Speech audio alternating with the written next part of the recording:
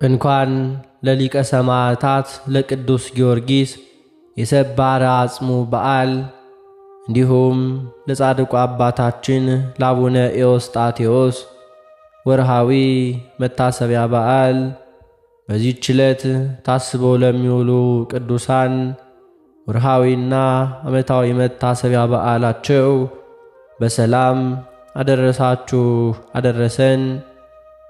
በስመ አብ ወወልድ ወመንፈስ ቅዱስ አሐዱ አምላክ አሜን።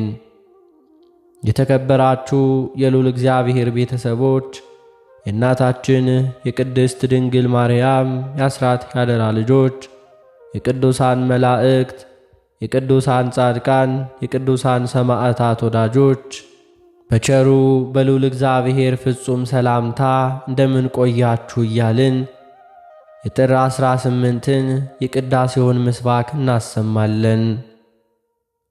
መዝሙር 33 ቁጥር 19 እግዚአብሔርም በሁሉ ያድናቸዋል፣ እግዚአብሔር አጥንቶቻቸውን ሁሉ ይጠብቃል፣ ከእነርሱ አንድ አይሰበርም። ወእምኩሉ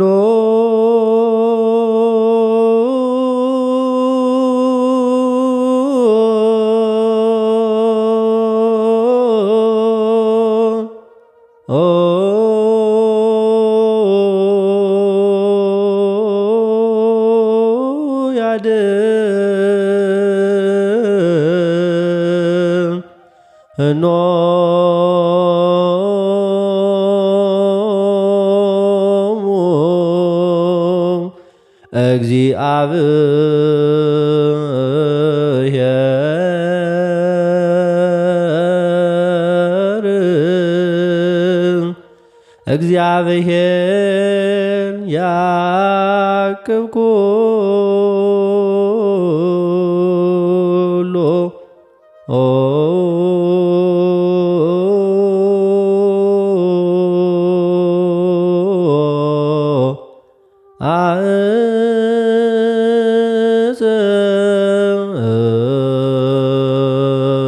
አዕጽምቲሆ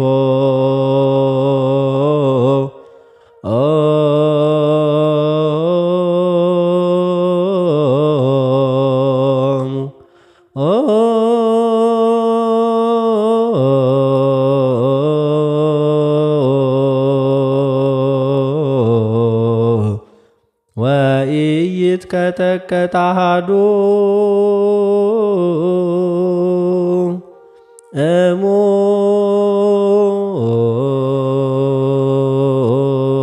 እሙስቴቶ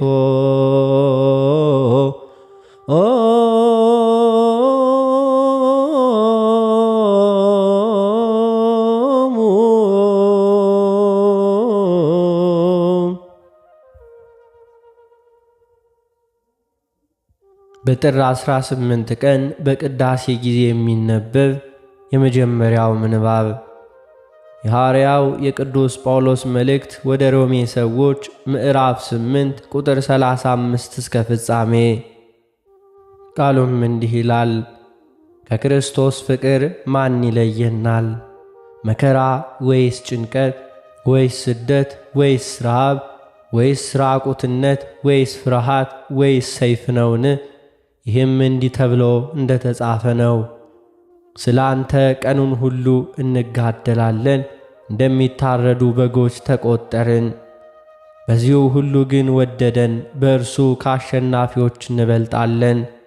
ሞት ቢሆን ሕይወትም ቢሆን መላእክትም ቢሆኑ ግዛትም ቢሆን ያለውም ቢሆን የሚመጣውም ቢሆን ኃይላትም ቢሆኑ ከፍታም ቢሆን ዝቅታም ቢሆን ልዩ ፍጥረትም ቢሆን በክርስቶስ ኢየሱስ በጌታችን ካለ ከእግዚአብሔር ፍቅር ሊለየን እንዳይችል ተረድቻለሁ።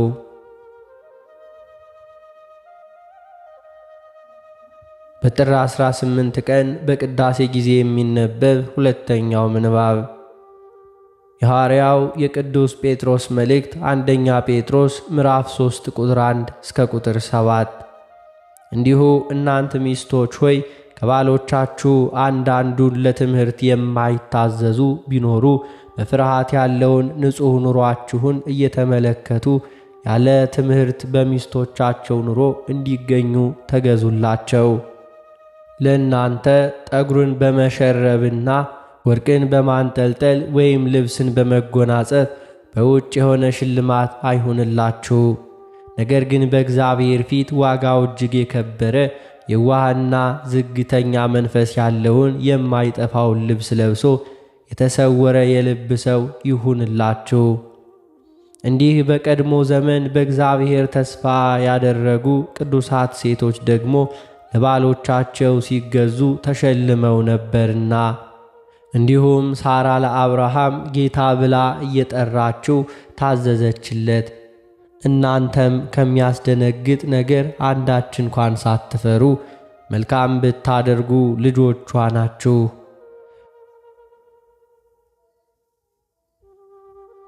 በጥር 18 ቀን በቅዳሴ ጊዜ የሚነበብ ሦስተኛው ምንባብ የሐዋርያት ሥራ ምዕራፍ 17 ቁጥር 30 እስከ ፍጻሜ።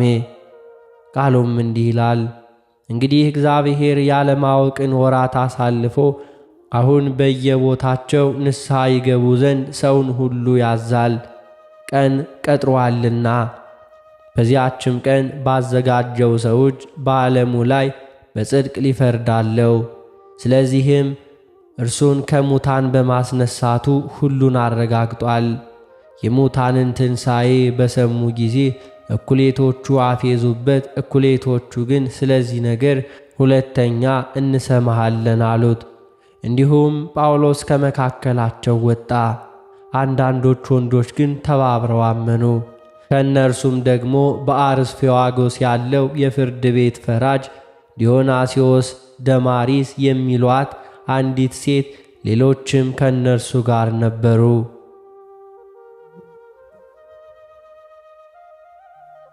በጥር 18 ቀን በቅዳሴ ጊዜ የሚነበብ የወንጌል ምንባብ የማቴዎስ ወንጌል ምዕራፍ 5 ቁጥር 42 እስከ ፍጻሜ።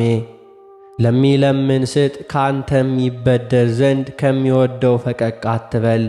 ባልንጀራህን ውደድ፣ ጠላትህንም ጥላ እንደተባለ ሰምታችኋል። እኔ ግን እላችኋለሁ በሰማያት ላለ አባታችሁ ልጆች ትሆኑ ዘንድ ጠላቶቻችሁን ውደዱ፣ የሚረግሟችሁንም መርቁ፣ ለሚጠሏችሁ መልካም አድርጉ፣ ስለሚያሳድዷችሁም ጸልዩ። እርሱ በክፉዎችና በበጎዎች ላይ ፀሐይን ያወጣልና በጻድቃንና በኀጢአተኞችም ላይ ዝናብን ያዘንማልና። የሚወዷችሁን ብትወዱ ምን ዋጋ አላችሁ? ቀራጮችስ ያንኑ ያደርጉ የለምን? ወንድሞቻችሁንም ብቻ እጅ ብትነሱ ምን ብልጫ ታደርጋላችሁ? አሕዛብስ ያንኑ ያደርጉ የለምን? እንግዲህ የሰማዩ አባታችሁ ፍጹም እንደሆነ እናንተ ፍጹማን ሁኑ።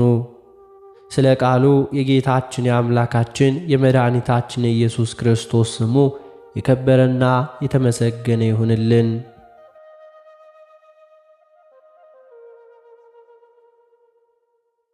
የተከበራችሁ የልዑል እግዚአብሔር ቤተሰቦች፣ የእናታችን የቅድስት ድንግል ማርያም የአስራት ያደራ ልጆች፣ የቅዱሳን መላእክት፣ የቅዱሳን ጻድቃን፣ የቅዱሳን ሰማዕታት ወዳጆች፣ ከዚህ በመቀጠል የሊቀ ሰማዕታት የቅዱስ ጊዮርጊስን ታሪኩን እናሰማለን።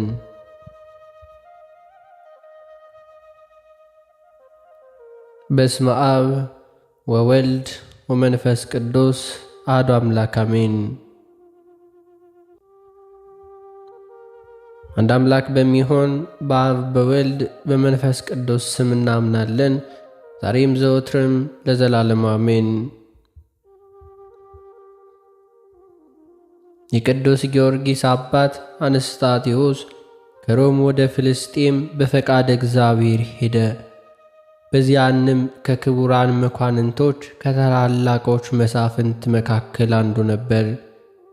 ከፍልስጤም ዕፃ ከምትሆን ድያስ ከተባለች አገር ቴዎብስታ አቅሌስያ የምትባል ደግ ሚስትን አገባ። የቴዎብስታ የስሟ ትርጓሜ ቤተ ክርስቲያን ማለት ነው። አቅሌስያ እንደ ስሟ የተቀደሰች፣ የተመሰገነች፣ የተባረከች፣ የተመረጠች በብርሃኑ ዓለሙን ሁሉ ያበራውን የሰማዕታትን ኮከብ ይሸከም ዘንድ እግዚአብሔር ማኅፀኗን የባረከላት ሴት ነበረች። እነዚህ ሁለት ደጋግ እግዚአብሔር ሰዎችም አንስጣቴዎስና ቴዎብስታ በእግዚአብሔር መልካም ፈቃድ ተጋብተው በሕይወታቸው እግዚአብሔርን የሚያስደስት ተግባርን ይፈጽሙ ነበር። ጥር 20 ቀን በ277 ዓመተ ምህረት በሀገረ ፍልስጤም ልዩ ስሟ ልዳ በተባለ ስፍራ ደም ግባቱ ያማረ መልከ መልካም ሊቀ ሰማዕታት ቅዱስ ጊዮርጊስን ወለዱ። በተጨማሪ ማርታና ሰ የሚባሉ ሁለት ሴት ልጆችን አፈሩ።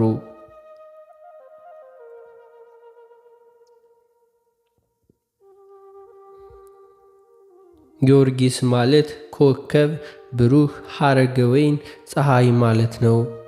ቅዱስ ጊዮርጊስ የ10 ዓመት ልጅ ሳለ አባቱ ንስጣቴዎስ አረፈ። ከዚህም በኋላ በቅዱስ ጊዮርጊስ አባት አንስጣቴዎስ ፈንታ በፍልስጤም አውራጃ ሌላ ሀገረ ገዥ ደግ ክርስቲያን መስፍን ተሾመ።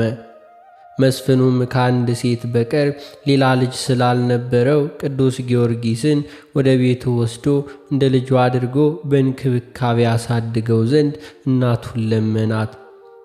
ቴዎብስታም ፈቃዷ ሆነ። መስፍኑም እያስተማረ የትውልድንም እንዲሁም የውትድርናን ሥልጠናንም አሰለጠነው።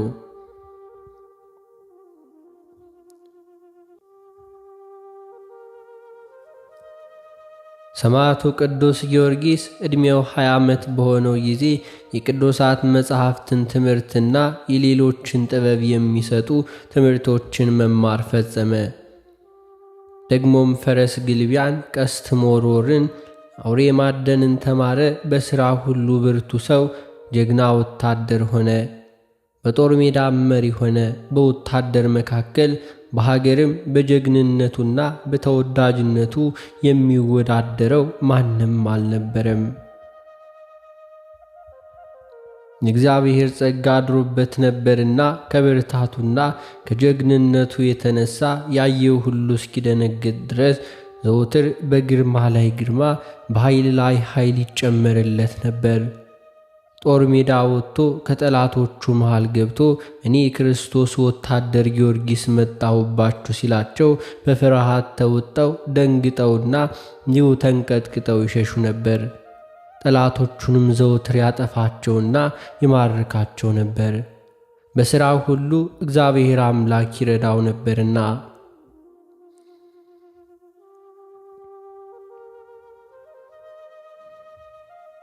ሰማዕቱ ቅዱስ ጊዮርጊስ በዚህ ሁኔታ ላይ ያለ መስፍኑ የ15 ዓመት ልጅን አጋብቶ ሀብተ ንብረቱን ሁሉ ለማውረስ አሰበ። ነገር ግን ንጹሕ ድንግል ሰማያዊ ሙሽራ ያደርገው ዘንድ መድኃኔ ዓለም ኢየሱስ ክርስቶስ ይህንን ጋብቻ እንዳይፈጽምለት ለቅዱስ ጊዮርጊስ አመለከተው። መስፍኑም በዚህ ሐሳብ ላይ ሳለ በእግዚአብሔር አምላክ ፈቃድ አረፈ።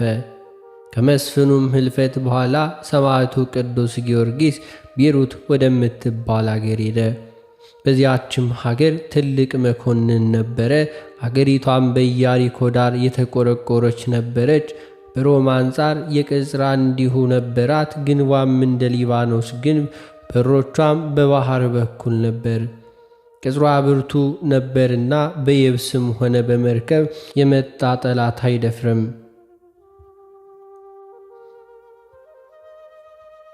የቤሩት ሰዎች እግዚአብሔርን የሚያውቁ አረመኔዎች ሲሆኑ ስሙ ደራጎን የሚባል መንፈሰ ሰይጣን ያደረበት ዘንዶ ያመልኩ ነበር።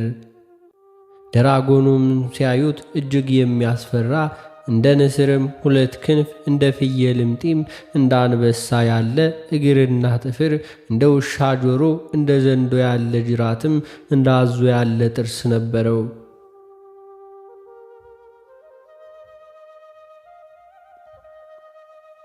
የቤሩት ሰዎች ለደራጎኑ ሴቶች ልጆቻቸውን ይገብሩለት ነበር። ከብዙ ዘመን በኋላ የሀገሪቱ ልጆችም ሴቶችም ሁሉ ባለቁ ጊዜ የሀገረ ገዢው ሴት ልጅ ስሟ ቢሩታዊት የምትባል እንዲሁ ለደራጎኑ ምግብ ሆነው ዘንድም እንዲሁ ጫካ ውስጥም አኖራት።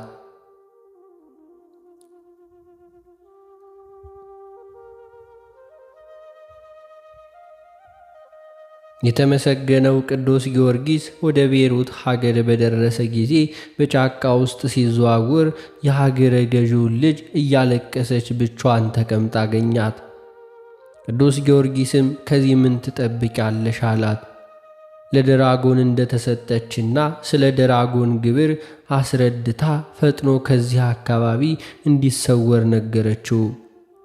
ኃያሉ ቅዱስ ጊዮርጊስም ሰይጣን ያደረበትን ደራጎን እንደማይፈራውና አማልክትን ሁሉ የሚገዛ ሰማይና ምድርን የፈጠረ አምላክ ያለ ከዚህ ከተረገመ አውሬ እርሱ ያድነኛል አላት። ይህንንም ሲነጋገሩ ደራጎን ምድሪቱን እያናወጠ ወደ እርሱ መጣ። ቅዱስ ጊዮርጊስን ሊበላው ወደደ። ምላሱንም አውለብልቦ መርዘኛ ትንፋሹን ሊረጭበት ፈለገ። ነገር ግን ቅዱስ ጊዮርጊስ የእግዚአብሔርን ኃይል መከታ አድርጎ በሥላሴ ስም በትምህርተ መስቀል ቢያማትብበት የደራጎኑ ጉልበት ራደ፣ ኃይሉም ደከመ፣ መርዙም ጠፋ።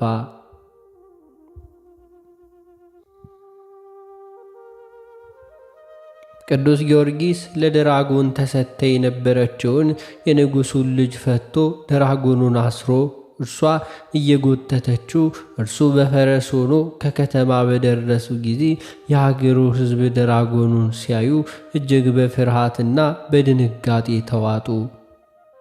ሊያስፈጀን ነውን? ይህንንም ብለው ሸሹ። ቅዱስ ጊዮርጊስን አምላካችን ስለምን አመጣህብን አሉት። ይህ ራሱን እንኳን ማዳን ያልተቻለው እንደምን ለእናንተ አምላክ ሊሆን ይችላል አላቸው። አምላካችንን አንተውም አሉት። ካልተዋችሁትስ እንዲጨርሳችሁ ፈትቼ ወደ እናንተ አደርሰዋለሁ አላቸው። ይህ ሳይሆን ባይሆን ዘንዶውን ልትገድለው ከቻልክ አንተ በምታመልከው አምላክ እናምናለን አሉት። ከከተማ ውጭም አውጥቶ ዘንዶውን በጦር ወግቶ ገደለው። ሕዝቡ ሁሉ ይህን አይተው በእግዚአብሔር ስም አምነው ተጠምቀዋል። ድራጎኑን ከገደለበትም ከተማ 2 አብያተ ክርስቲያናት ሰርተዋል።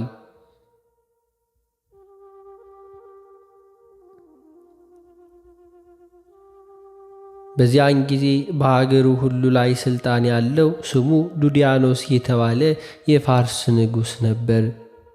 እጅግ ብርቱ፣ በነገሥታትም ላይ ሥልጣን የነበረው ፈጣሪውን ሁሉ ሳይቀር የካደ እንደ ናቡከደነጾር ልቡ የደነደነ ነበር።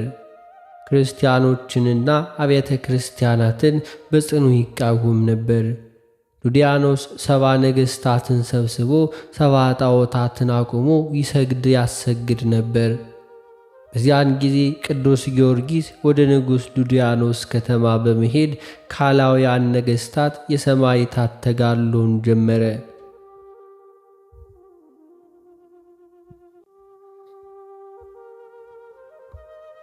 ሰማዕትነት በቤተ ክርስቲያናችን አዲስ እንግዳ ነገር አይደለም። ዛሬም በእምነታቸው ምክንያት በሊቢያ ወንድሞቻችን በሰይፍ ተሰይፈው በጥይት ተመተው ሰማዕትነትን ተቀብለዋል። እንዲሁም አሁንም በሌሎች አካባቢዎች እየተቀበሉ ይገኛሉ። በዘመነ ሰማዕታት በቤተ ክርስቲያናችን ታሪክ መሠረት የስደት ዘመን በመባል ይታወቃል። ሰማዕት የሚለው ቃል በሃይማኖታዊ አስተምሮ ስንመለከተው ስለ እግዚአብሔር፣ ስለ ቅድስት ቤተ ክርስቲያን፣ በአጠቃላይ ስለ ሃይማኖታቸው እውነትን በመመስከራቸው ጀርባቸውን ለግርፋት፣ ሰውነታቸውን ለስቅላት፣ ለሳት፣ አንገታቸውን ለስለት አሳልፈው ለሰጡ፣ በድንጋይ ተወግረው፣ በመንኩራኩር ተፈጭተው፣ በጦር ተወግተው፣ በግዞትና በስደት በዱር በገደሉ ተንከራተው ላረፉ ቅዱሳን አባቶች እንዲሁም ቅዱሳን እናቶች የሚሰጥ ተጋድሏቸውን የሚገልጽ ቃል ነው። ቅዱስ ኤፍሬም ሶርያዊ ስለ ሰማዕታት መራራ ተጋድሎ በሐሙስ ውዳሴ ማርያም ሰማዕታት የዚህችን ዓለም ጣዕም በእውነት ናቁ፣ ደማቸውንም ስለ እግዚአብሔር አፈሰሱ፣ ስለ መንግሥተ ሰማያትም መራራ ሞትን ታገሱ በማለት እንዲሁ ገልጿልና።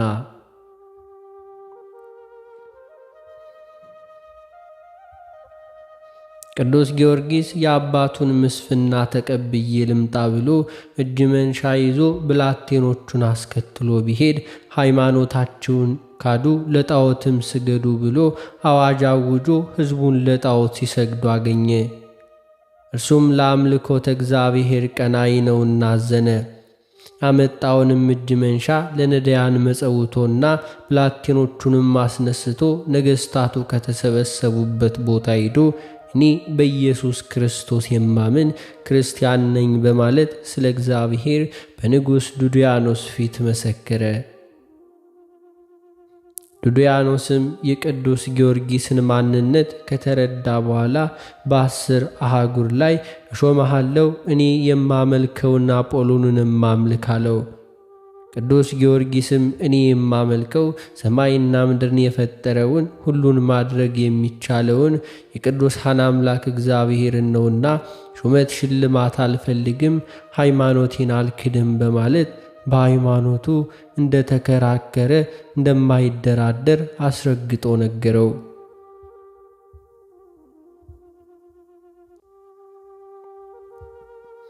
በአረመኔያዊው ንጉሥ ዱድያኖስ ተበሳጭቶና ተቆጥቶ በቅዱስ ጊዮርጊስ ላይ መከራ ስቃይና እንግልት አጸናበት። በእንጨት አሰቅሎ ሥጋውንም በመቃጥን አስተፈተፈው። ረጅም ችንካሮች አሉበት የብረት ጫማ ጫምቶ እንዲጓዝ አደረገው። ደሙ ፈሰሰ፣ ሥጋው ተበጣጠሰ፣ አጥንቱ ደቀቀ፣ መጓዝ ተሳነው። እግዚአብሔር ቅዱሳንን የሚያጸና አምላክ ቅዱስ ጊዮርጊስን መከራውን ተቋቁሞ ተጋድሎውን እንዲቀጥል አደረገው። እንደገና ዱድያኖስ በሰባ ችንካር አስቸንክሮ በእሳት ሁሉ አስተኩሶ አናቱን በመዶሻ አስቀጥቅጦ በሆዱ ላይ የድንጋይ ምሰሶ አሳስሮ እንዲያንከባልሉት አደረገ። ቅዱስ ጊዮርጊስ የማይሞት ቢሆን ሥጋውን በመርዝ አስተክልሎ ጨው ነሰነሰበት። ሥጋው እንዲሁ ተቆራርጦ ወደቀ። በዝግ ቤት ሁሉ ትተውት ሄዱ። እግዚአብሔር በእጁ ዳሶ አስነስቶ ገና 6 ዓመት ስለ ስሜ ትጋደላለ፣ 3 ጊዜ ትሞታለ፣ በ4ተኛው ታርፋለ ብሎ በመከራው ጸንቶ የድል አክሊልን እንዲቀዳጅ ቃል ገባለት።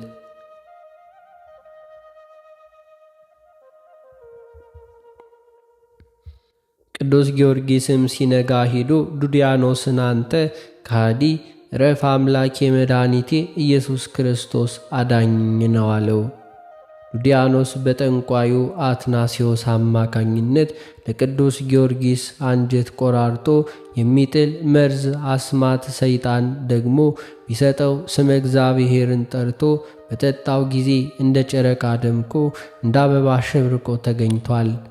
ጠንቋዩም አምኖ ተጠምቆ ሰማዕትነትን ተቀብሎ አርፏል።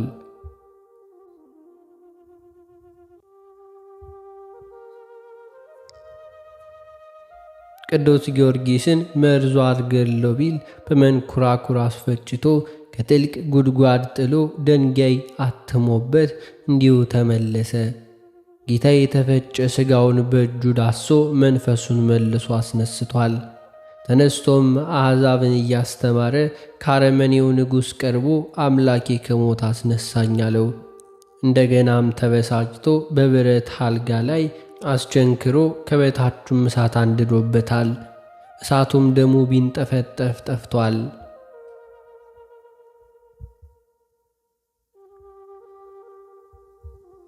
ቅዱስ ጊዮርጊስ የኢየሱስ ክርስቶስን ማንነት ይገልጥ ዘንድ ሙታንን አስነስቶ የደረቁ እጽዋቶችን አለምልሞ ብዙ ታምራትን ቢያሳየው ንጉሥ ዱድያኖስ የሚያደርገው ግራ ገባው። በመንኮራኩር ፈጭታችሁ ከተራራ ላይ ወስዳችሁ ንዙት አለ። እንደ ታዘዙትም አደረጉ። ሥጋው ያረፈበት ሳር ቅጠሉ፣ ድንጋዩና እንጨቱ ሁሉ ጊዮርጊስ ቅዱስ ለእግዚአብሔር፣ ጊዮርጊስ ሰማዕቱ ለእግዚአብሔር እያሉ አመስግነዋል። እግዚአብሔርም ቃል ሕያው ነውና 3ኛ ከሞት አስነስቶታል። መከራና ሥቃይ ያጸኑበት ጭፍሮቹ የቅዱስ ጊዮርጊስን መነሳት አይተው ደንግጠውና ፈርተው ከእግሩ ስር ወደቁ፣ አምነው ተጠመቁ።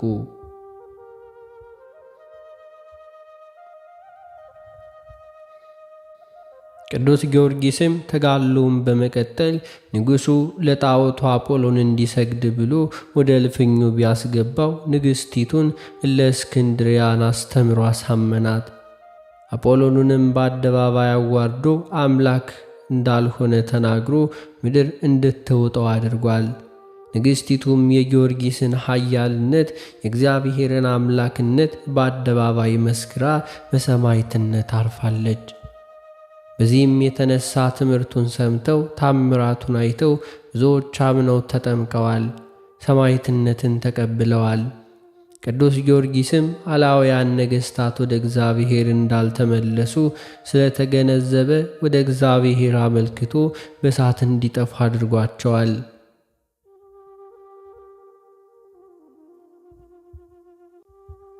በእምነታቸው ምክንያት ስደት፣ እስራት፣ ግዞት፣ ስድብ፣ ነቀፌታ ቢደርስባቸው መከራውንና ስቃዩን እንግልቱንና እስራቱን ስደቱን በአኮቴት የሚቀበሉ ምእመናን ጸዋዖ መከራን ለመግለጽ ቤተ ክርስቲያን እንደዚህ ያሉ አማኞችን ሰማዕት ዘእንበለ ደም ትላቸዋለች።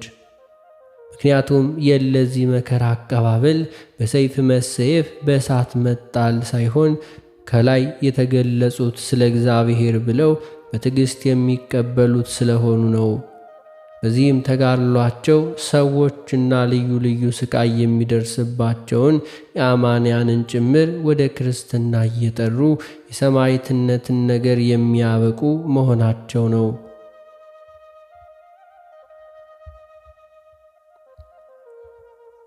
ቅዱስ ጊዮርጊስም ገድሌን የጻፈ ያጻፈ መታሰቤን ያደረገ በስሜ ቤተ ክርስቲያን ያነጸ በመከራ ሆኖ በስሜ የተማጸነ ሁሉ በረድኤት በሥጋው ረድኤቱ በነፍሱም ምሕረትን የሚያገኙም ብሎ እግዚአብሔርም በለመነው ጊዜ ምድር ተናወጸች፣ ሰማያት ተከፈቱ። ጌታ መላእክቱን ነቢያቱን ሐዋርያቱን አስከትሎ ሰላም ላንተ ይሁን ወዳጄ ጊዮርጊስ ሆይ የለመንከውን ይሁንልህ ይደረግልህ ብሎ ከማኅበረ ሰማዕታት መካከል የሚመስል የሚስተካከል የለም ብሎ ቃል ኪዳን ገባለት። ቅዱስ ጊዮርጊስ ስለ ቤተ ክርስቲያን ፍቅር ሲል በሰይፍ ተቀልቶ በመንኩራኩር ተፈጅቶ ወደ እቶነ እሳት እንደዚሁ ተጥሎ ለአእምሮ በሚከብድ መልኩ ብዙ ጸዋዖ መከራን ተቀብሎ በ27 ዓመቱ ሚያዝያ 23 ቀን ሰማዕትነትን ተቀብሏል።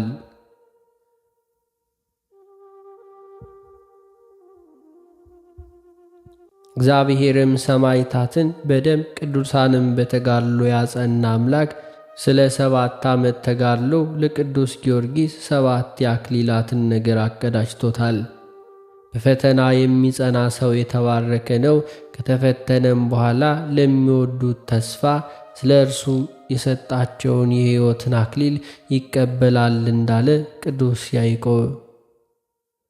ቅዱስ ዮሐንስም በራእዩ ልትቀበለው ያልከውን መከራ ሁሉ አትፍራ፣ እነሆ እንድትፈተኑ ዲያብሎስ ከእናንተ አንዳንዳችሁን በወህኒ ሊያገባችኋለሁ፣ 10 ቀንም መከራ ትቀበላላችሁ፣ እስከ ሞትም ድረስ የታመናችሁ የሕይወት አክሊልን እሰጣችኋለሁ።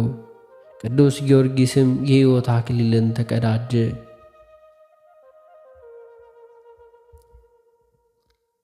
በአጠቃላይ እኛ ክርስቲያኖች የቅዱሳን ወዳጆች የሰማዕታት ልጆች ነንና በሃይማኖታችን ጸንተን በእምነታችን ምክንያት የሚመጣብንን ማንኛውንም መከራና ፈተና ተቋቁመን እስከ መጨረሻው በሃይማኖት በምግባር በትሩፋት በንስሐ እንመላለስ።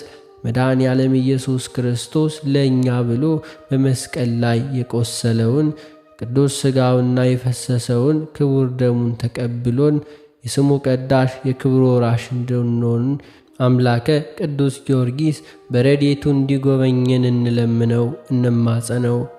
የቅዱሳንን የሰማዕታትን የነቢያትን የሐዋርያትን በዓልና ዝክር ስንዘክር ተጋድሏቸውን እያሰብን መትጋት ይኖርብናል።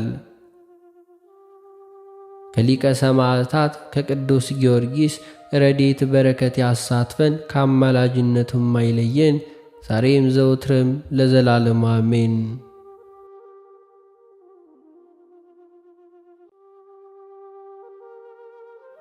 የተከበራችሁ የልዑል እግዚአብሔር ቤተሰቦች፣ ከዚህ በመቀጠል የጻድቁ አባታችን የአቡነ ኤዎስጣቴዎስን በጥር ወር የሚነበበውን ገድላቸውን እናሰማለን። በስመ አብ ወወልድ ወመንፈስ ቅዱስ አሐዱ አምላክ አሜን። አንድ አምላክ በሚሆን በአብ በወልድ በመንፈስ ቅዱስ ስም እናምናለን፣ ዛሬም ዘወትርም ለዘላለሙ አሜን። አባቶችና ወንድሞች ሆይ በሰማይና በምድር መካከል የክብር ኮከብ የሚሆን የዚህን አባት የቅዱስ ኤዎስጣቴዎስን ጽድቅ ነገሮችን ስሙ። በዚያን ጊዜ በዙሪያቸው ባሉ አገሮች ሁሉ የእህል ድርቅ ሆነ። የአባታችን ቅዱስ ኤዎስጣቴዎስ ደቀ መዛሙርት ልጆቹ መጥተው እንዲህም አሉት፣ እነሆ የእህል ድርቅ ሆነ፣ ለምግባችንም የሚሆን ለምንድንበትም ከወተቶቻቸው እርጎና አይብም እናዘጋጅ ዘንድ ከምዕመናን አንዳንድ ላህም እንውሰድ አሉት። እርሱም አይዟችሁ ታገሱ፣ ሰው የሚኖረው ከእግዚአብሔር አፍ በሚወጣ ቃል እንጂ በእንጀራ ብቻ እንዳይደለ ተጽፏል አላቸው። እነርሱም አባታችሁኔ እኛ ያለ ምግብ መኖር አንችልም፣ ስለ ላሞቻቸውም ዋጋቸውን እንሰጣቸዋለን አሉት። ይህንንም ባሉት ጊዜ እነርሱም በጣም ተቸግረዋልና አሳዘኑት። እርሱም እንዳላችሁ ሂዱና አድርጉ አላቸውና እነርሱም እንደዚሁ አደረጉ።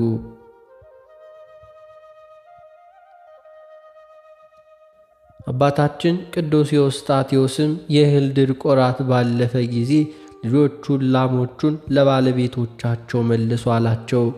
እነርሱም የላሞቹን ወተት በመጠጣታቸው በዚያን ጊዜ ለምዕመናን ላሞችን መመለስ እምቢ አሉ። ስለዚህም ነገር አባታችን ኤዎስጣቴዎስ ወደ እግዚአብሔር አብ ጸለየ። ለዚህም ላሞች ሞቱ።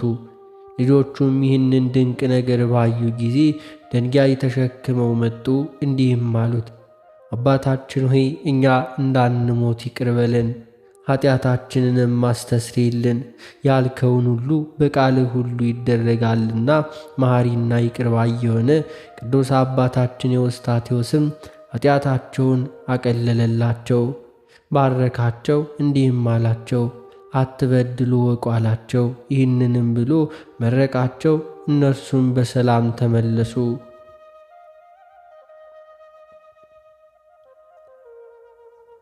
ዳግመኛም የዚህን የቅዱስ ኤዎስጣቴዎስን ድንቅ ነገሮች ፈጽመን እንናገራለን። የራት ሰዓት ሲሆን ወንድሞች ራታቸውን ይባርክላቸው ዘንድ ወደ እርሱ ያመጡት ነበር።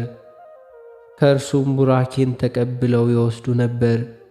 ከዚያም በኋላ የራሳቸውንም ምግብ ይመገቡ ነበር።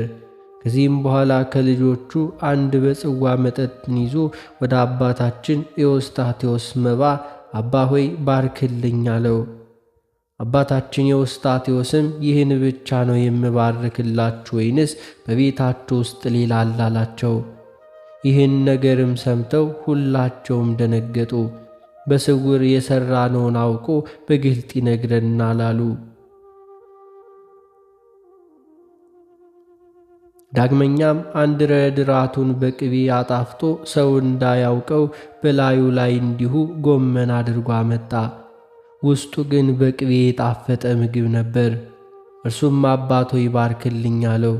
ነፍስ የሰወረችውን የሚያውቅ በጸጋ የከበረና ባለሟል የሆነ አባታችን ቅዱስ ኤዎስጣቴዎስም ሐዋርያው ጳውሎስ መንፈስ ቅዱስ ያለው እንዲሁ ሁሉንም ያውቃል ይመረምራልን? እርሱ ግን የማያውቀውና የማይመረምረው የለም እንዳለ። በዚያን ጊዜ ረድኡም እንዲህ ብሎ መለሰለት፣ ይህንን ባርክልኝ የምትለኝ በውስጥ ያለውን ነው ወይንስ በላይ ያለውን ነው? ይህንንም ብሎ ያንን ምግብ ሁሉ ባረከው። ያን ጊዜ በጎመን ውስጥም ያለው ምግብ በእሳት ጋን ላይ እንደሚፈላ ውሃ እየዘለለ ወጣ። በተሰበሰቡት ፊትም ታየ። ያዩትም ሁሉ የቅዱስ ኤዎስጣቴዎስን ድንቅ ነገር አደነቁ። በቅዱሳኖች ላይ አድሮ ኃይልን የሚያደርግ እግዚአብሔርንም አመሰገኑት።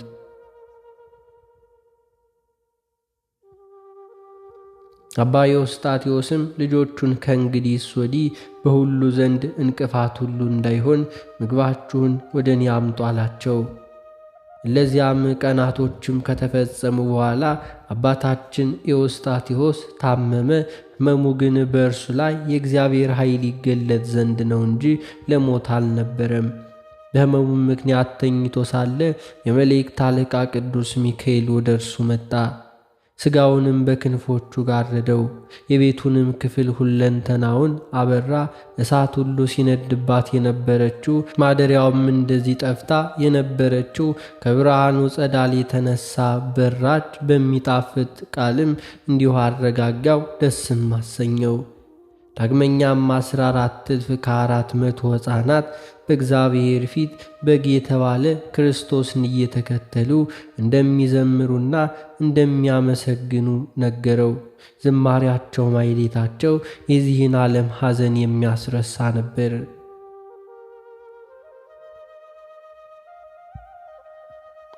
አባታችን ኤዎስጣቴዎስ በታመመባት ሌሊት ይህንን ድንቅ ታምር ቅዱስ ሚካኤል ሲነግረው ከደቀ መዛሙርቱ አንዱ ይጎበኘው ዘንድ መጣ። በኤዎስጣቴዎስ ማደሪያ በቀረበ ጊዜ ታላቅ ብርሃን አየ። ያም ረድ እየፈራና እየተንቀጠቀጠ ወደ ማደሪያው ተመለሰ። ከዚህም በኋላ ቅዱስ ሚካኤል ብፁዕ ኤዎስጣቴዎስን የመንፈስ ቅዱስ ማደሪያው ትሆን ዘንድ ሥጋን ነፍስን ስላነጻ ስለዚህ ነገር ልዑል እግዚአብሔር አረጋጋህን? አንተን ደስ አሰኘህን? ወደ አንተ ላከኝ አለው። ይህንንም ብሎ ቅዱስ ሚካኤል ከእርሱ ተሰወረ። አባታችን ኤዎስጣቴዎስም ከዚያችም ሰዓት ጀምሮ ከበሽታው ተፈወሰ፣ ዳነ።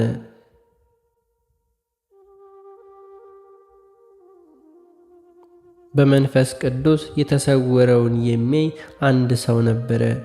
እንዲህም አለ። ኢትዮጵያዊ የሆነ ኤዎስጣቴዎስና ሶርያዊ የሆነ አሮንን በእግዚአብሔር ፊት እኔ ካንተ ይልቅ ተጋድሎን አበዛዋለሁ፣ እኔ ካንተ ይልቅ ድካምን አበዛለሁ ሲሉ በዓይኖች አየው። ይህንንም ነገር እለዚያ ሲነግሩ ነጭ የሆነ የሕይወት ውሃ የመላበት የወርቅ ጽዋን በእጆቿ ይዛ እመቤታችን ማርያም መጣች። ለአባታችን ኤዎስጣቴዎስም እንዲህ እያለች ሰጠችው።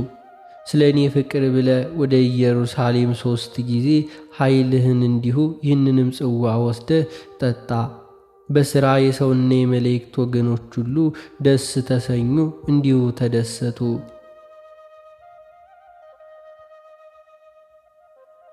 ለዚህ አባታችን ኤዎስጣቴዎስም ነቢዩ ዕዝራ ከኡራኤል መልአክ ዘንድ መልአኩ ኅብሩ እሳት በመሰለ ጽዋ የሕይወት መጠጥን እንደተቀበለ ሁሉ የመለኮት ማደሪያ በሆነች ንጽሕት ቅድስት ድንግል ማርያም ከምትሆን ከእመቤታችን ማርያም ዘንድ መንፈሳዊ ጸጋን ስጦታን ተቀበለ።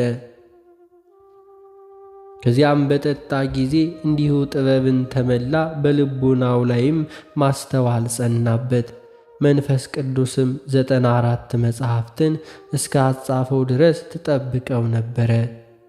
እንዲሁም ለአባታችን ኤዎስጣቴዎስ የጥበብ መንፈስና የትዕግሥት የእውቀት መንፈስና የቸርነት የማስተዋል መንፈስና የየዋህነት የትንቢት መንፈስና የትምህርት የመንፈስ ቅዱስ ስጦታን ሥልጣንን የኃይልን መንፈስና የረድኤት ስጦታን ተሰጠችው።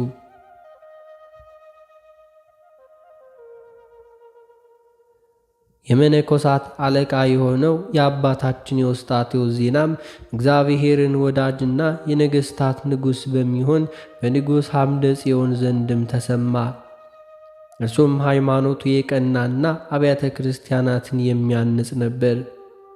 መናፍቃንን የሚያጠፋ የጣዖታትን ቤት የሚያፈርስ ነበር። የጣዖት መስፍን ኢያሱ በኦሪት ሕግ ጽኑ እንደነበረ ሁሉ እርሱም ጽኑ ብርቱ ነበር።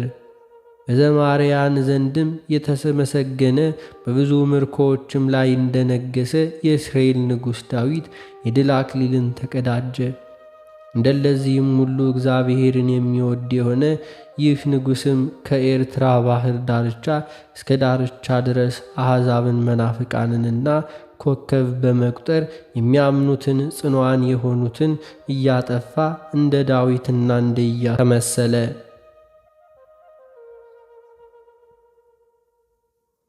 እርሱም የክርስቶስን ጠላቶች አሸነፋቸው፣ ድል ነሳቸው። ጠላቱንም በእግዚአብሔር ኃይል አስገዛ። አሕዛብም ሁሉ በዓለም ዳርቻ የሚኖሩ አሕዛብን ሁሉ አሳዶ ወደ ቀጥተኛይቱ ሃይማኖት መለሳቸው። ከዚህም በኋላ አጋዚ ምድር ጳጳስ የሆነ አባ ያዕቆብ ከግብፅ ሀገር ተላከ። ምድረ ሐማሴን በደረሰ ጊዜ አባ ኤዎስጣቴዎስ ይቀበለው ዘንድ ወደ እርሱ ሄደ። እርሱም ሰገደለት፣ እጅ ነሳውም፣ ከእርሱም ተባረከ። የቄስ ልማዱ ከጳጳስ ዘንድ ቡራኬን መቀበል ነውና። ጳጳስም ስለ ሥራው፣ ስለ ሃይማኖቱና ስለ ትምህርቱ መረመረው። አባታችን ኤዎስጣቴዎስም ለጳጳስ እንዲህ ብሎ መለሰ። ሃይማኖቴና ትምህርቴ ይህ ነው፣ ፍጹም የሆነ ሥላሴን አብ፣ ወልድ፣ መንፈስ ቅዱስን ማመን ነው። እርሱም ዓለም ሳይፈጠር በመለኮቱ የነበረ እስከ ዘላለምም በመንበረ መንግሥቱ ጸንቶ የሚኖር ነው።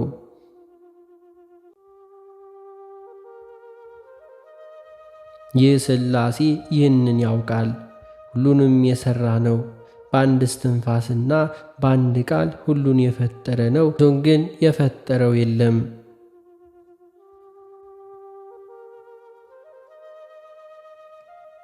ይህ ሥላሴ የሁሉን ሁኔታና ጽናት ያውቃል፣ እርሱን ግን የሚያውቀው የለም። ሐዋርያው ጳውሎስ ከሥራው የተነሣ እናውቀዋለን፣ እርሱን ራሱ ግዛቱ መለኮቱን ያውቃል፣ ከጥንት ጀምሮ ኃይሉና መለኮቱ ይህ ነው። እዚህ የሚከራከሩት መልስ እንዳያገኙ ነው። ይህ ሥላሴ ሁሉን ፈጽሞ ይችላል፣ እርሱን ግን የሚችለው የለም። ምንም የሚሰወረው ሥራ የለም። ይህ ሦስትነት ሥላሴ በአብርሃም ቤት ውስጥ ተስተናገደ። በሙሴ ኦሪት የሰንበታት ክብር ገለጠ። እርሱ በነቢያት የተሰበከ ነው፣ በቅዱሳን ሐዋርያት ዘንድም የታወቀ ነው። የቤተ ክርስቲያናችንም ምሰሶና መሠረቷ ነው።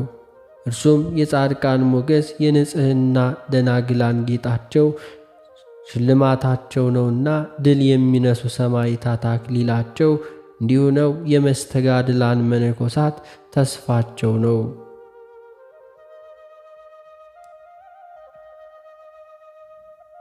ይህም በኪሩቤል ላይም አክሊል ዘውድ የደፋ በሱ ለሱራፊል የወርቅ አክሊል ያቀዳጃቸው ነው። በእርሱም ሁሉ ሆነ፣ ያለ እርሱ ምንም የሆነ የለም። ዳግመኛም እርሱ በሐዋርያትና በነቢያት ላይ አድሮ የተናገረው ነው። ዳግመኛም እርሱ በሐዋርያትና በነቢያት በአስተማሪያቸውና በእረኛቸው በመምህራን በሊቃውንት ላይ አድሮ የተናገረው ነው። ቅዱሳን ለመልእክቱ ሥራ በሚጸኑበት ገንዘብ ይጸኑ ዘንድ ትክክለኛ ቀጥተኛ በሆነች ሃይማኖት በክርስቶስ ምስጢረ ሥጋዌ ሁላችን ወደ እርሱ እስክንቀርብ ድረስም እስክንድርያ ድረስ አባታችን ኤዎስጣቴዎስ ይህንንና የመሰለውን ሁሉ በጳጳሱ አባ ያዕቆብ ፊት ተናገረ።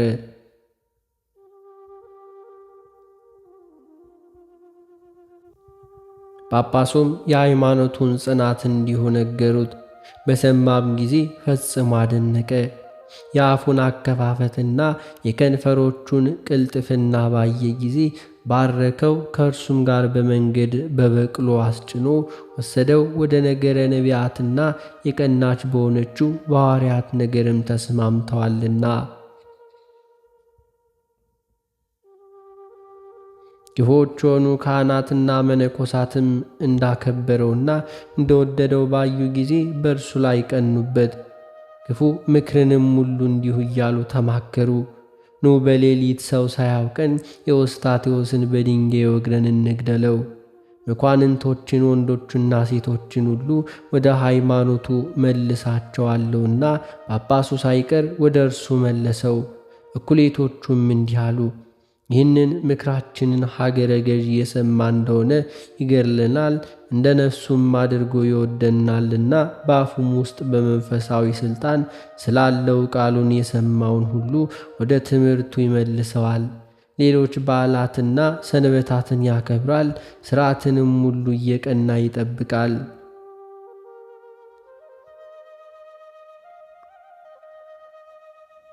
እንዲህም ያሉም አሉ፣ ብንገድለውስ ይሻለናል፣ እርሱም ለእኛ የሚያስጨንቅና የከበደ የጸና ሆኖብናልና። ክፉዎች ካህናትና መነኮሳት አባታችን ኤዎስጣቴዎስን በማደሪያው ውስጥ ሳለ ይገድሉት ዘንድም በዚያ ምክር ተስማምተው እርሱ ለጸሎት ስለሚተጋ ለብቻው ያድር ነበር። ከዚህም በኋላ የረድኤት መልአክ የሆነ ቅዱስ ሚካኤል ከእግዚአብሔር ዘንድ ተልኮ ወደ እርሱ ወረደ። እግዚአብሔር ቅዱስ ሆይ በድንጋይ ወግረው ሊገድሉ መጥተዋልና ከማደሪያው ጣለው። አባታችን አቡነ ኤዎስጣቴዎስም ለቅዱስ ሚካኤል እንዲህ አለው፣ ከእነርሱ ላይ የበደልኩት ሳይኖር በእጃቸው መሞት ይሻለኛል። ጌታዬም የበደለው ሳይኖር አይሁድ በሁለት ወንበዴዎች ሽፍቶች መካከል ሰቅለውታልና እስከ ሞትም አደረሱት። ዳግመኛም ቅዱስ ሚካኤል እንዲህ አለው፣ ኤዎስጣቴዎስ ሆይ ከማደሪያ ውጣ፣ የእግዚአብሔርን ትእዛዝ እምቢ አትበል፣ ብዙዎች ጥቅም ይጠብቀሃልና። እንዲሁ ያን ጊዜ ቅዱሱ ወዲያን ወጥቶ ከማደሪያው ተወግዶ ተቀመጠ። ያን ጊዜ ወዲያው ለዚያ ክፉዎች መነኮሳት የአባታችን የኤዎስጣቴዎስን ቤት በድንጋይ ወገሩት። መዝሙረ ዳዊትንም አብረው ደበደቡ። ለእነርሱም የወገሩትና በዚያ ቤትም የሞተ መስሏቸው ነበር።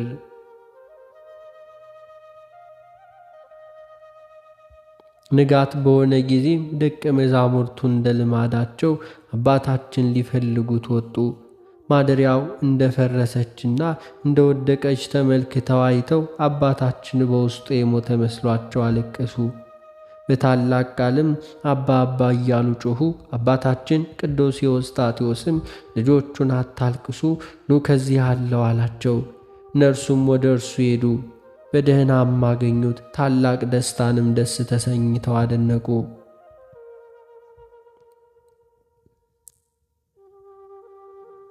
ይህንን ነገር ስሙ።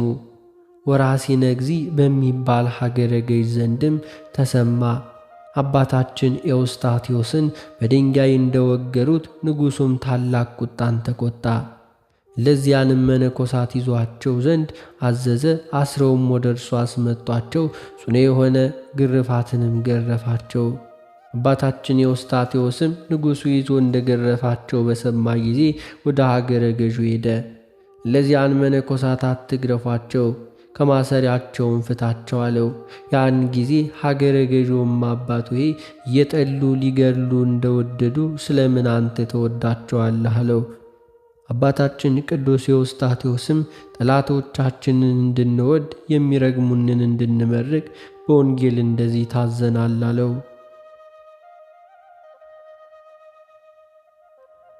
ከዚህም በኋላ ያ መኮንን ሀገረ ገዥ የለዚያን መነኮሳት ግርፋታቸውን ተወ። ሊገድሉትም የሚወዱትን ይቅርታ እንዲሁ ሊለምናቸው እያዩና ይህንን ነገር የሰሙ ሰዎች ሁሉ ቸርነቱን ርኅራኄውን አደነቁ። ከልቡም ርኅራኄና የዋህነት የተነሳ ተደነቁ። ይህ ቅዱስ አባታችን ኤዎስጣቴዎስም በምን እንጠራዋለን? በምንስ እንመስለዋለን? መስፈርቱ በእግዚአብሔር ፊት ተቀባይነት ያገኘ በወንድሙም በቃየል እጅም የተገፋና የተገደለ በሆነ በአቤል ነውን? ወይንስ በእንስሳት መንኮራኩር ወደ ሰማይ ባረገ በሄኖክ? እርሱም ኃይሉ ልዩ ልዩ በሆነ ድንጋይ የከበሩ ተራሮችና እንደዚሁ የመለኮት ምስጢርን ሁሉ ያየ ነው? ወይንስ በእብነ ፈውስ በከበረ ተራራ ነውን? ወይንስ በዕንቁ ድንጋይ በከበረ ተራራ? ወይንስ በቀይ ድንጋይ በከበረ ተራራ እንመለስ። በመካከላቸውም ደብረ ሳብሂት ትገኛለች። እንዲሁም ታችኛው ሰንፔር የተባለ ዕንቁ ድንጋይ ነው። መሃሉ ሁሉ እንደ ነጭ ድንጋይ ነው።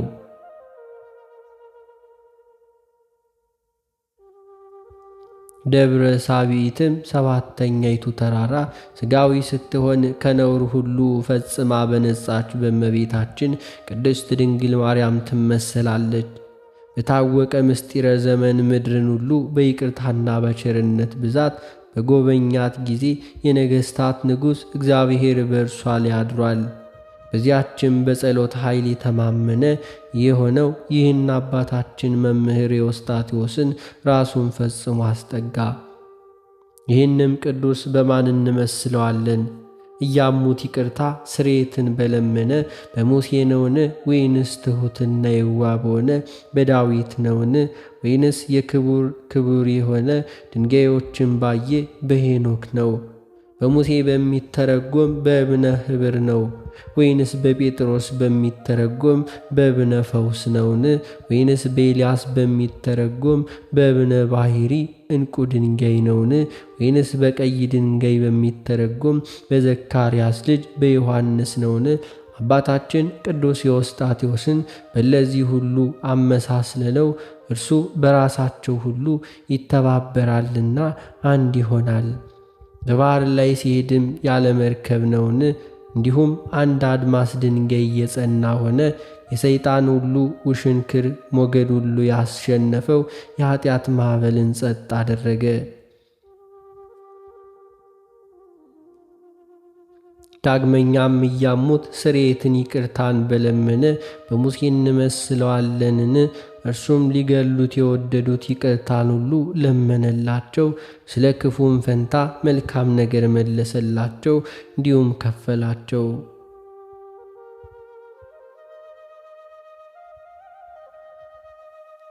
ዳግመኛም ልቡ ኀዳጌ በቀልና የዋህ የሆነ በዳዊት እንመስለዋለን። እርሱ በጠላቱ በሳኦልም መውደቁ አልተደሰተም፣ ስለ ሞቱም ፈጽሞ አለቀሰ እንጂ። በተረፈ ቤቱም መልካም ነበር፣ እንዲሁ ነገር አደረገ።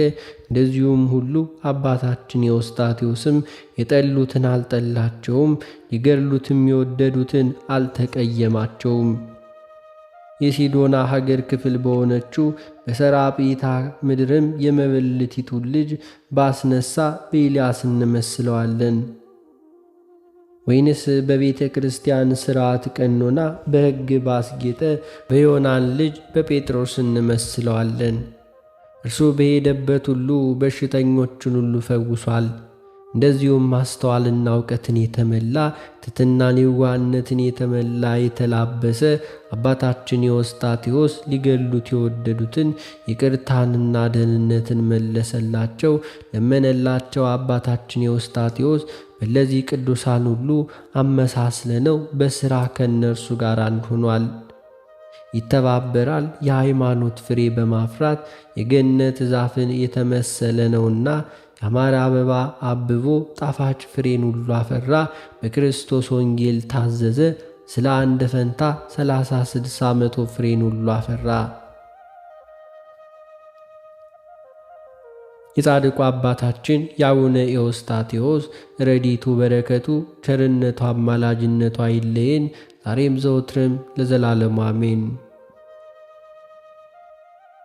አባታችን ሆይ በሰማያት የምትኖር፣ ስምህ ይቀደስ፣ መንግሥትህ ትምጣ፣ ፈቃድህ በሰማይ እንደሆነች እንዲሁም በምድር ትሁን። የዕለት እንጀራችንን ስጠን ዛሬ፣ በደላችንንም ይቅር በለን እኛም የበደሉንን ይቅር እንደምንል፣ አቤቱ ወደ ፈተናም አታግባን ከክፉ ሁሉ አድነን እንጂ መንግሥት ያንተ ናትና፣ ኃይል፣ ክብር፣ ምስጋና ለዘላለሙ አሜን። እመቤታችን ቅድስት ድንግል ማርያም ሆይ በመልአኩ በቅዱስ ገብርኤል ሰላምታ ሰላም እንልሻለን። በሐሳብሽ ድንግል ነሽ፣ በሥጋሽም ድንግል ነሽ። አሸናፊ እግዚአብሔር እናት ሆይ ሰላምታ ላንቺ ይገባሻል። ከሴቶች ሁሉ ተለይተሽ አንቺ የተባረክሽ ነሽ፣ የማፀን ፍሬ የተባረከ ነው። ጸጋን የተመላሽ ቅድስት ሆይ ደስ ይበልሽ፣ ሉል እግዚአብሔር ከአንቺ ጋር ነውና ከተወደደው ልጅሽ ከጌታችን ከመድኃኒታችን ከኢየሱስ ክርስቶስ ዘንድ ይቅርታና ምሕረቱን ለምኝልን ኃጢአታችንንም ያስተሰርይልን ዘንድ ለዘላለሙ አሜን። የተከበራችሁ የሉል እግዚአብሔር ቤተሰቦች አሁንም ይህንን ቪዲዮ አንድ ጊዜ ላይክ በማድረግ ያለንን ድጋፍ እናሳይ። እንደዚሁም በኮሜንት ሴክሽናችን ላይ ሁልጊዜ የእናንተን ሐሳብና አስተያየት ስለምንከታተል ያላችሁን ሐሳብ አስተያየት አስቀምጡልን። ሐሳብ አስተያየት ከሌላችሁ እንደዚሁ አሜን ብላችሁ በመጻፍ ያለውን ድጋፍ አሳዩ። አሜን ማለት ይሁንልን ይደረግልን ማለት ነውና።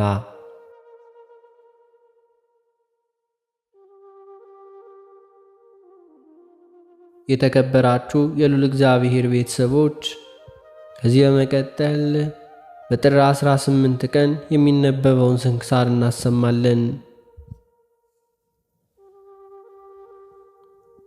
በስመ አብ ወወልድ ወመንፈስ ቅዱስ አሐዱ አምላክ አሜን።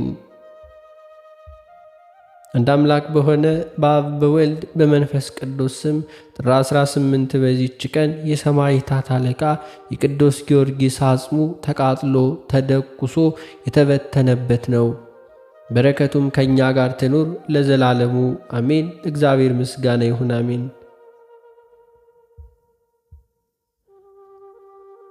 በዚህችም ዕለት በገድል የተጠመደ የከበረ አባት ለቅዱስ ኤፍሬም መምህር የሆነ የሀገረ ንጽቢን አባት ኤጲስቆጶስ አባ ያዕቆብ አረፈ። ይህም ቅዱስ ተወልዶ አደገው በንጽቢን ከተማ ነው። እርሱ ግን ሶርያዊ ነው። ከታናሽነቱ ጀምሮ የምንኩስና ልብስ መልበስን መረጠ። ከጸጉሩም የተሠራ ማቅን ለብሶ በጾም በጸሎት ተወስኖ በሌሊትም በቀንም በበጋም በሐሩርም በክረምትም በቁርም የሚጋደል ሆነ። ይህንን ማቅ ከቶ ከሥጋው ላይ አያወጣውም ነበር። ምግቡም ቅጠላ ቅጠል ነው፣ የሚጠጣውም የዝናብ ውሃ ብቻ ነበር። ስለዚህም ሥጋው ብሩህ ሆነ፣ ነፍሱም እንደዚሁ በራች። እግዚአብሔርም ሀብተ ትንቢትን ድንቅ ታምራቶችን የመስራት ጸጋን ሰጠው። ለሰዎች ከመሆኑ በፊት እንዲሁ ሁሉን ይነግራቸዋልና እንዲሁም ይሆናል። ታምራቱም እጅግ ብዙ ነው። በአንዲት ቀን ሴቶች በውሃ ምንጭ ላይ ያለ ማፈር ሲጫወቱና ሲሳለቁ አያቸው። የውሃውንም ምንጭ አደረቀ፣ የራሳቸውንም ጸጉር ነጭ ሽበት አደረገ። በተጸጸቱ ጊዜም እንዲሁ የውሃውን ምንጭ እንዲመልስላቸው እየሰገዱ በለመኑት ጊዜ የውሃውን ምንጭ መለሰላቸው።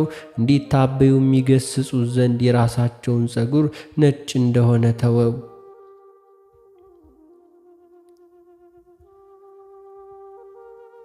በአንዲትም ዕለት በጎዳና አልፎ ሲሄድ አንዱ ሰው እንደሞተ ሰው አስተኝተው ሰዎች ሁሉ አገኘው። መገነዣም ልብስን ሁሉ ይሰጣቸው ዘንድ ቅዱሱን ለመኑት። እርሱ ግን በጸሎቱ ሰውየውን ሊሞት አደረገው። ሰዎችም ወደ እርሱ በተሰበሰቡ ጊዜ ሙቶ አገኙት። ተጸጽተውም ሁለተኛ ያድንላቸው ዘንድ ለመኑት፣ እንዲሁ አዳነላቸው። ትሩፋቱንና ደግነቱን በሰማ ጊዜ እንዲሁ መርጠው በሀገረ ንጽቢን ላይ ኤጲስቆጶስነት ሾሙት። የክብር ባለቤት የክርስቶስን መንጋዎችን ከአርዮሳውያን ተኩላዎች በጎ አጠባበቅ ጠበቀ።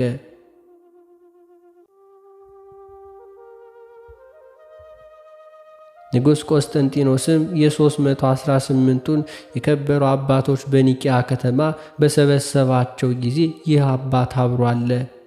ከእነርሱም ጋር አርዮሳውያንን አውግዞ ከክርስቲያን አንድነት ለየው።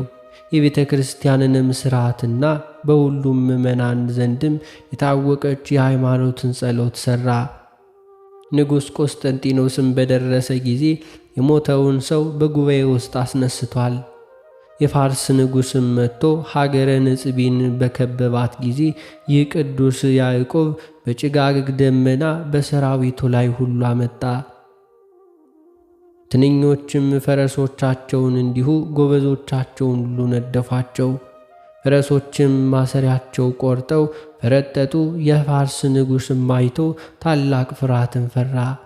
ተነስቶም ሸሽቶ ወደ ኋላ ተመለሰ።